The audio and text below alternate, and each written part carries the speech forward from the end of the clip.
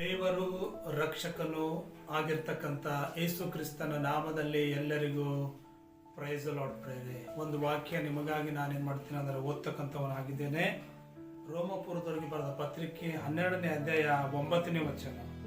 ನಿಮ್ಮ ಪ್ರೀತಿಯು ನಿಷ್ಕಪಟವಾಗಿರಲಿ, ಕೆಟ್ಟತನಕ್ಕೆ ಹಿಸಿಕೊಂಡು ಒಳ್ಳೆಯದನ್ನು ಹಿಡಿದುಕೊಳ್ಳಿರಿ. ನಿಮ್ಮ ಪ್ರೀತಿಯು ನಿಷ್ಕಪಟವಾಗಿರಲಿ. ಪೌಲನು ರೋಮಾಪುರದ ಒಂದು ಸಭೆಗೆ ಬರಿತಾ ಇದ್ದಾನೆ.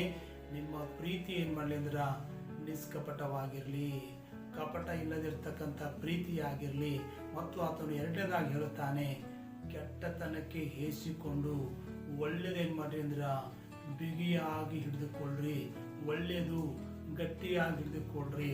ನಾವು ಇವತ್ತಿನ ದಿನದಲ್ಲಿ ಪ್ರಿಯ ಸಹೋದರನೇ, ಪ್ರಿಯ ಸಹೋದರಿಯೇ, ಒಂದಿಗೆ ಮಾತನಾಡ್ತಾ ಇದ್ದೆ.